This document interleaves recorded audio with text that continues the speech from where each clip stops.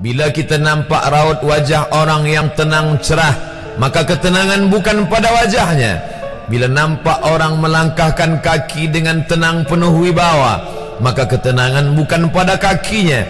Bila tampak ayunan tangannya tak tergesa-gesa, maka bahagia bukan pada tangannya. Di mana letak bahagia itu?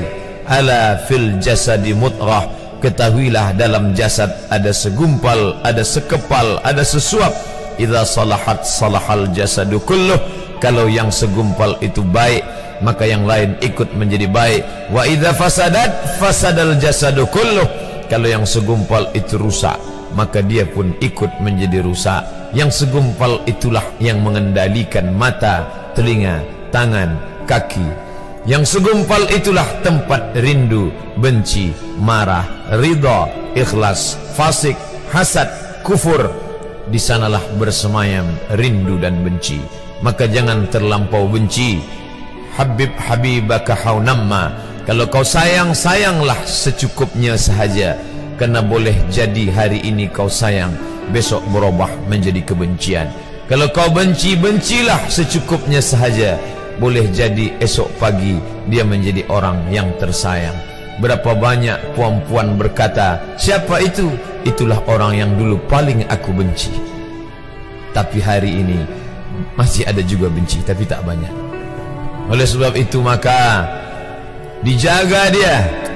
Yauma la yanfa'u malun. Hari itu tak ada guna harta, wala banun, tak ada guna anak, illa man atallah, kecuali orang yang datang menghadap Allah biqalbin salim, dengan hati yang salim.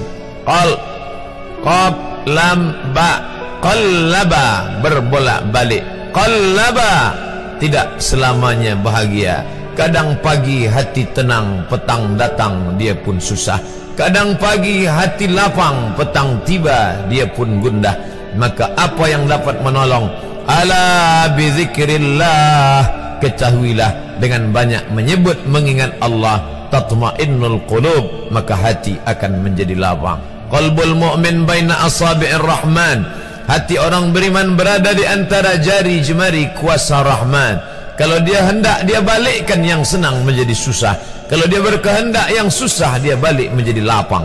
Berapa banyak orang yang tampaknya mungkin kita kata dia susah, tapi dia masih boleh tersenyum. Sebaliknya orang yang menurut pandangan zahir kita cukup segala, makan, pakai, tapi tampaknya kesenangan tak pernah singgah. Apa sebab? Kerana hati milik Allah. Dia ada dalam diri kita, tapi dia bukan punya kita. Lillahi ma fis samawati wa ma fil ard. Apa di langit, apa di bumi, milik Allah. Balikkan kepada Allah. Dari Allah balik kepada Allah. Senang mengucapkannya, payah mengamalkannya, lebih sulit memasukkannya ke dalam hati. Oleh sebab itu maka apa cara supaya hati menjadi lapang? Yang pertama, iman. Mesti ada iman.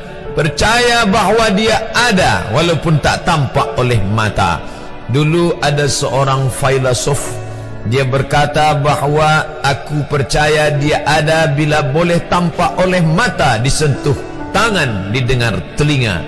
Tapi bila tidak dapat ditengok mata, dipandang mata, didengar telinga, disentuh tangan, maka dia tidak ada. Inilah orang-orang yang berfaham wujudiyah. Wujud ada, mikrofon ada, mimbar ada, orang ada. Kerana aku boleh menatap dengan mata, mendengar suara dengan telinga, bersapa tangan dengan alat yang diciptakan Allah Subhanahu wa ta'ala. Tapi kita mengenal dia bukan kerana rupa. Bahkan bila kita pejam mata nampak berbagai macam rupa, itukah dia? Bukan. Walam yakul lahu kufuwan ahad. Bila kita pandang tengah malam tampak bermacam warna rupa, itukah dia? Ma khatara bibalik fallahu laisa kadzalik. Apa yang terlintas di hatimu, maka dia tidaklah seperti itu. Dia tak dapat dipandang dengan mata. La tudrikuhul absaru, dia tak dapat ditangkap mata. Wa huwa yudrikul absara, dialah yang dapat menatap mata. Jangankan dia, wajah kita pun kita tak boleh melihatnya. Siapa yang boleh melihat wajahnya? Sementara belum dijumpai cermin, belum pandai orang membuat cermin, orang tak tahu bentuk rupa wajahnya bagaimana. Sampai suatu hari dia dalam perjalanan panjang, dia tengok ada pohonan rindang, lalu kemudian dia berteduh di bawah pohon rindang, menghindar dari panas terik matahari. Di bawah pohon rindang ada kolam air, maka saat dia akan mengambil minum dari air kolam, disitulah dia melihat wajahnya. Oh, begitu rupa wajah di dalam air kolam.